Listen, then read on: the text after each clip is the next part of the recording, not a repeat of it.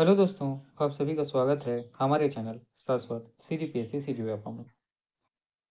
है ना, जैसे कि आप सभी को पता है हमारी जो मैथ्स और रीडिंग को लेकर प्रैक्टिस सेट है ना, अब आ रही है क्लासेस उसकी। तो उसी में जो सबसे ज़्यादा मैथ्स में आपका जो इम्पोर्टेंट है वो हम लोग पढ़ने वाले हैं, देखिएगा क्षेत्रमिति।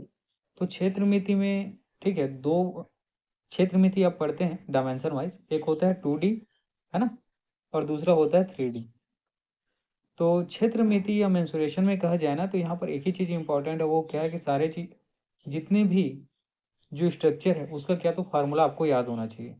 फार्मूला अगर याद नहीं है तो आप एक भी क्वेश्चन को नहीं बना पाओगे। अगर फार्मूला आपको सभी का याद है तो ये चैप्टर जो है बहुत ज़्यादा कठिन नहीं है, आराम से आप इसको क्या कर सकते हैं, ठीक है, पूरे में पूरे मार्क्स ले सकते हैं आराम से। ये डुएबल है, किया जा सकता है ना। और क्योंकि ये बहुत ज़्यादा कठिन चैप्टर नहीं है, ठीक है, आसान सा है, बस फार्मूला आपको याद होना चाहिए और फार्मूला के हिसाब से इसको बनाने के तरीके आपको पता होने चाहिए। ठीक, चलिए अब देखिएगा यहाँ पे मैथ्स सभी जगह के लिए कॉमन होता है ना, चाहे वो छत्तीसगढ़ के हमारे व्यापम या पीएससी का हो या एसएससी रेलवे बैंकिंग। मैथ्स में जो इसका बेसिक जो कॉन्सेप्ट है वो सब जगह एक ही होता है, ठीक है, वो बदलता नहीं है।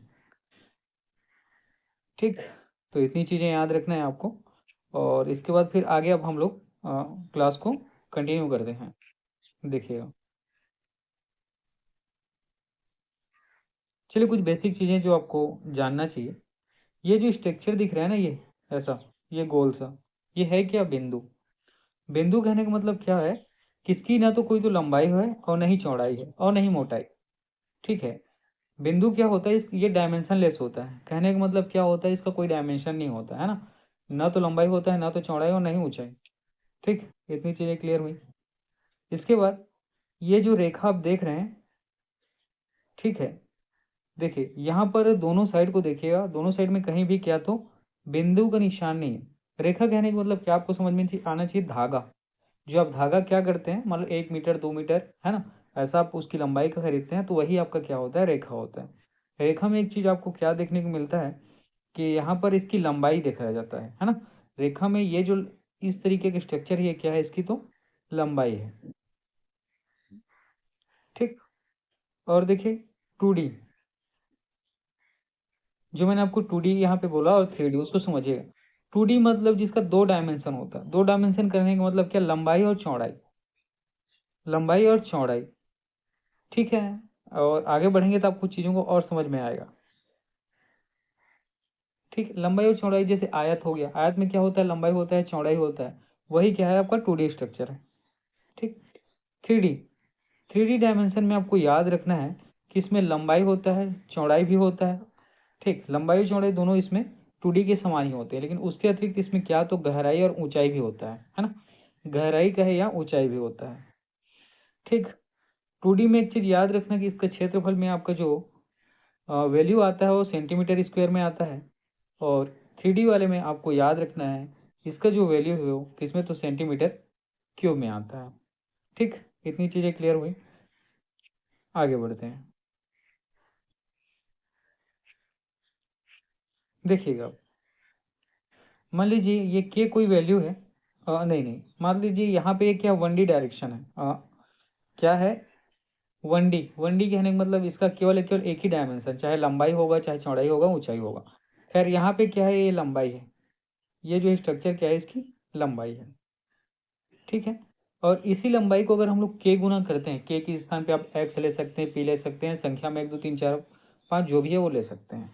ठीक है, तो इसका जो परिमाप है उसको अगर आप के गुना करते हैं, ठीक, मान लीजिए इसका कुल मैं अच्छे से समझने के लिए इसकी लंबाई मान लो मैं 5 ले लेता हूँ। ठीक है, अगर ये 2D डायमेंशन है, इसका हमको क्षेत्रफल निकालना है, तो इसे 5 का क्या करना पड़ेगा, स्क्वायर करना पड़ेगा।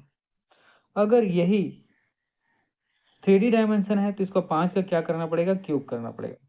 5 के स्क्वायर करोगे तो 25 वैल्यू आएगा, और 5 के क्यूब करोगे तो यहाँ पर वैल्यू 125 आ जाएगा। ठीक, इसी को यहाँ पे बोला गया है के गुना हो जाएगा, है ना। अगर मैं इसको हम लोग क्या करते हैं, के गुना करते हैं, तो के स्क्वायर हो जाएगा और ये 2D बनेगा। उसके बाद इसको क्या करेंगे, के क्यूब करेंगे, तो ये क्या हो जाएगा, 3D स्थान ले लेगा। ठीक, कैसा तो 3D बन जाएगा। देखो ये 4 है, ये 16 है, उसका मतलब वही है। यहाँ पे अगर 4 रखोगे तो ये 16 बन जाएगा, ये 64 बन जाएगा। ठीक, चलिए आगे बढ़ते हैं। देखना, ये जो स्ट्रक्चर है ना, ऐसा, ये त्रिभुज है। त्रिभुज कहने का मतलब जिनकी 3 भुजाएं हैं। एक भुजा ये है, दूसरा भुजा ये है, और तीसरा भुजा ये पूरा है ना। तीसरा भुजा ये पूरा है। इसमें याद रखना, ये वाला जो स्ट्रक्चर यहाँ से यहाँ दिया है ना, ये इसकी क्या है तो ऊंचाई होती है। ये क्या होता है, इसका बेस होता है। ठीक, और ये दोनों उसकी क्या है तो भुजाएं हैं। ठीक, ये दोनों भी भुजाएं हैं, बेस भी इसकी क्या होती है, भुजा होती है। तो त्रिभुज में कितनी, तो 3 भुजाएं होती हैं। सबसे पहले बात ये याद रखना, जब भी त्रिभुज का आप क्षेत्रफल निकालेंगे, अगर उसमें क्या है ऊंचाई और गहराई दिया है, मतलब ये वाला स्ट्रक्चर ऊंचाई है ना, यहाँ पे ये जो ऊंचाई लिखा है, अगर ये दिया है तो वहां पर ये वाला फार्मूला इस्तेमाल करना है, 1/2, या इसको हाफ गुणित, है ना, हाफ गुणित ये आधार इंटू ऊंचाई। जो ये वाला फार्मूला है ये याद रखना है। ये तभी होगा जब यहाँ पर 90 डिग्री का क्या है तो एंगल बनेगा। ध्यान से समझना, ये वाला फार्मूला इस्तेमाल तभी होगा जब यहाँ पर क्या तो 90 डिग्री का एंगल बनेगा। इसका मतलब इसको क्या होना चाहिए, लंब होना चाहिए, है ना। जो ऊंचाई होता है या गहराई, वो क्या आपका लंब होगा। ठीक है, इतनी चीजें। अगर यहाँ पर ये वाला 90 डिग्री नहीं बन रहा है, तो वहां पर आप कौन सा फार्मूला इस्तेमाल करेंगे, तो हेरोन का फार्मूला याद करेंगे। ठीक है, तो यहाँ पर अगर आपको क्षेत्रफल निकालना है, देखिए यहाँ पे क्षेत्रफल के लिए ये वाला सूत्र हो गया, हाफ गुणित बेस गुणित हाइट। और यहाँ पर क्षेत्रफल क्या होता है, एस, वो भी किसमें, रूट में, है ना। रूट में एस, एस माइनस ए, ये ए हो गया, ये बी हो गया, ये सी हो गया। ठीक, S minus A, S minus B, S minus C. ठीक, अगर ये 90 एंगल नहीं बन रहा है तो ये वाला फार्मूला आपको लगाएंगे, लेकिन एस निकलेगा कैसे, तो एस को कहा जाता है सेमी पैरामीटर, मतलब अर्ध परिमाप। ये क्या होता है, इसकी ये तीनों भुजाएं, एक भुजा ये, एक भुजा ये, एक भुजा ये, तीनों को जोड़ने के बाद 2 से भाग करेंगे, वही उसका क्या होना। अब ये वर्ग है ना, ये वर्ग है, ये आयत है, और ये आपका समचतुर्भुज है और समांतर चतुर्भुज है। वर्ग की चारों भुजाएं क्या होती हैं, बराबर होती हैं। आयत का आमने सामने की भुजा बराबर होता है। समचतुर्भुज की चारों भुजाएं क्या होती है, बराबर होती है, और समांतर चतुर्भुज की चारों भुजाएं बराबर नहीं होती, ये याद रखना है। ठीक है, वर्ग में सभी कोण जो है 90 डिग्री का बनता है, आयत में भी 90 डिग्री का बनता है, लेकिन समचतुर्भुज और समांतर चतुर्भुज में, ठीक है, सभी कोण जो है 90 डिग्री का नहीं होता, उनमें वेरिएशन होता है। वर्ग का विकर्ण जो है 90 डिग्री पर काटता है, आयत का विकर्ण 90 डिग्री पर नहीं काटता है, याद रखिएगा। समचतुर्भुज का विकर्ण जो है 90 डिग्री पे काटता है, समांतर चतुर्भुज का विकर्ण 90 डिग्री पे नहीं काटता है। ठीक है, याद रखना कि चतुर्भुज के क्षेत्रफल निकालना है तो इसके लिए क्या होता है, हाफ गुणित विकर्ण और विकर्ण पर डाले गए लंब का योग। इस फार्मूला से आप क्या कर सकते हैं, किसी भी चतुर्भुज का क्षेत्रफल निकाल सकते हैं। कितना, 1/2 गुणित विकर्ण पर डाले गए लंब का योग। ठीक है, इतनी चीजें क्लियर हुई, आगे बढ़ते हैं।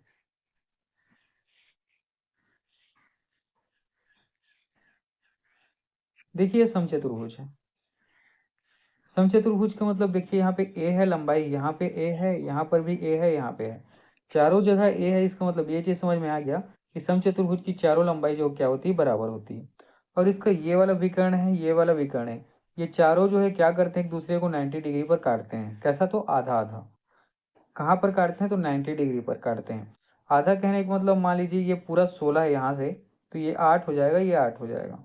ठीक, तो इसके लिए जब समचतुर्भुज के क्षेत्रफल क्या होता है तो याद रखिएगा, 1/2 ये पूरा D1 इंटू ये पूरा D2। ठीक, अब जैसे कि यहाँ पे देखना, ये D1 है, ये D2 है ना। और आपको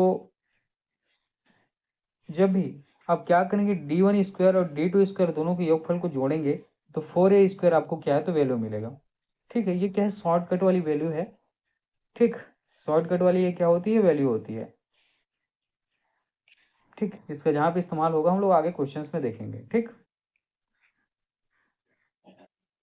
देखिए वृत्त। ठीक, तो वृत्त की जो त्रिज्या होती है वो आर होती है, हाँ। इसका परिधि को हम लोग सर्कमफेरेंस कहते हैं, ये क्या होता है, 2πr होता है। और वृत्त का क्षेत्रफल जो है ये क्या होता है, πr² होता है। ये चीज याद रखना। साथ ही वृत्त को ना 7 चौवन 154, ठीक है, ये ज्यादातर इसका वैल्यू इसी के अराउंड या इसी से रिलेटेड होता है, इसलिए इसको क्या तो मैजिक वैल्यू बोलते हैं। जैसे वृत्त की त्रिज्या अगर 7 है तो परिधि 44 होगा और क्षेत्रफल 154 हो जाएगा।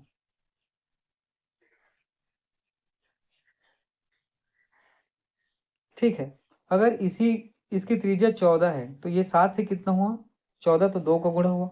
उसी पर परिधि में भी क्या करेंगे, 2 का गुणा करेंगे तो कितना हो जाएगा, 88 हो जाएगा। लेकिन जब क्षेत्रफल में होगा तो 2 के स्क्वायर का गुणा करना है ना, क्योंकि क्षेत्रफल क्या होता है, भुजा गुणित भुजा, मतलब ए स्क्वायर होता है। तो उसी प्रकार ए 2 है और 2 का स्क्वायर करेंगे तो इसका 4 गुना आपको गुणा करना पड़ेगा और ये कितना हो जाएगा, 616। इसीलिए इसके क्या तो मैजिक नंबर के नाम से जाना जाता है। अगर यहाँ पर 21 होगा तो 7 का 3 गुना है, 44 का आपको 3 गुना आपको गुणा करना है और इसको कितना है 3 के स्क्वायर से, आपका वैल्यू आ जाएगा। ठीक है, आपको क्वेश्चन को मतलब फार्मूला रखने की जरूरत भी नहीं पड़ेगी। ठीक है, चलिए ये देखिए क्या है, वृत्त का त्रिज्यखंड इंपॉर्टेंट है, यहाँ से प्रश्न बनता है। ठीक है, तो जब भी आपका इसका क्षेत्रफल पूछे, है ना, वृत्त का त्रिज्यखंड का क्षेत्रफल पूछे मतलब, है ना, तो इसके लिए याद रखना है पाई आर स्क्वायर थीटा इंटू 360। और जब इसकी चाप की लंबाई पूछे तो यहाँ पर क्या होगा, 2 पाई आर, इसी बस में अंतर है, यहाँ पे ध्यान से देखना, है ना। ये पाई आर स्क्वायर है क्षेत्रफल में, जो क्षेत्रफल का फॉर्मूला होता है। चाप के लिए क्या है, पेरीमीटर का 2 पाई आर। लेकिन अगर, ठीक है, क्वेश्चन में चाप की लंबाई दी हो और त्रिज्या दोनों दी हो तो ये वाले फार्मूला से आप तुरंत ही क्या हो तो उसका वैल्यू निकाल सकते हैं। ठीक, कौन सा, 1/2 गुणित एल गुणित आर। और डिग्री तो पाई रेडियन की वैल्यू कितनी होती है तो आपको याद रखना है 180 डिग्री होता है। और 1 रेडियन ये किसके बराबर होता है, 57 डिग्री 16 मिनट और 22 सेकंड के। ठीक, चलिए, ठीक, जब भी बात बहुभुज की हो, है ना, तो देखिए जब भी इस बहुभुज होता है तो यहाँ पर जो एंगल बनता है ना, यहाँ पर इसको कहते हैं इंटरनल एंगल, मतलब आंतरिक कोण। और यहाँ पर जो कोण बनता है इसको बोलते हैं क्या तो बाह्य कोण। इसको क्वेश्चन में देखेंगे वहां ज्यादा समझ में आएगा। आपको याद रखना है कि आंतरिक कोणों का योग पूछेगा तो ये फार्मूला आपको लिखना है ना, n-2 × 180। बाह्य कोणों का योग हमेशा 360 डिग्री होता है, ये ऑलवेज यही होता है ना। और समबाहुभुज में जो रेगुलर पॉलीगॉन होता है वहां याद रखना बाह्य कोण क्या होता है, 360/n। n का मतलब जो कुल भुजाओं की संख्या है वो, और भुजाओं की संख्या आपको निकालनी है तो 360/e, मतलब ये इसी फार्मूला है, एक ही फार्मूला, कोई एक याद रखना, दोनों बन जाएगा। n यहाँ हो जाएगा तो e यहाँ आ जाएगा, e यहाँ है तो n यहाँ रहेगा। ठीक, और विकर्णों की कुल संख्या अगर आपको निकालनी है तो n/2 n-3 ये आपको निकाल लेना है। ठीक है, तो यहाँ से पेपर में प्रश्न बनते हैं। ठीक, हम लोग बेसिकली 2D और 3D का कुछ वैल्यू देख रहे हैं यहाँ पे, बाकी कुछ चीजें बची हुई हैं, जैसे आपका बेलन हो गया, है ना, सिलेंडर हो गया, छिन्नक हो गया, तो उसके बारे में फिर बाद में क्लास में देखेंगे। ठीक, ये है समषष्टभुज। समषष्टभुज के क्षेत्रफल आपको निकालना है तो ये क्या होता है, 6 × √3/4 a²। ठीक है, और लॉन्ग विकर्ण 2a केंद्र से गुजरने वाली 3 विकर्ण।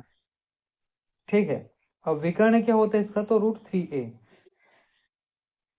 ठीक, क्वेश्चन में देखेंगे, खैर समषष्टभुज से ज्यादा क्वेश्चन नहीं बनता है। ठीक है, बाकी क्वेश्चन तो बनता है। ठीक, अब देखिएगा,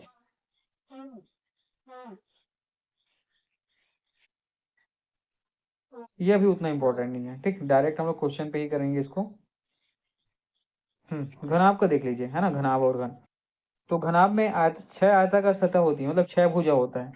ठीक, घन में भी कितना तो 6 भुजा होता है। घनाभ का आयतन क्या होता है, LBH, मतलब लंबाई गुणित चौड़ाई गुणित ऊंचाई। और घन का आयतन क्या होता है, A³ घनाभ का टोटल सरफेस होता है 2 ब्रैकेट में LB plus BH plus HL, है ना, जिसको क्या कहते हैं, लंबाई गुणित चौड़ाई धन चौड़ाई गुणित ऊंचाई धन ऊंचाई गुणित लंबाई। और घनाभ का टोटल सरफेस एरिया जो कुल पृष्ठीय क्षेत्रफल होता है 6a² होता है। घनाभ में जो सबसे लंबा छड़ होता है ना, जिसका आप इस्तेमाल करते हो, क्या होता है, रूट में L² plus B² plus H²। और जबकि घन में जो सबसे बड़ा छड़ होता है वो क्या होता है, √3/a। ये वाले से याद रखिए, कॉन्सेप्ट से, है ना, या फार्मूले से डायरेक्ट क्वेश्चन बनता है। ठीक, चलिए आगे बढ़ते हैं। ठीक है, आयतन, है ना, मतलब ये क्या होता है, तो ये वाला थोड़ा सा डाटा आपको पढ़ लेने हैं। ठीक,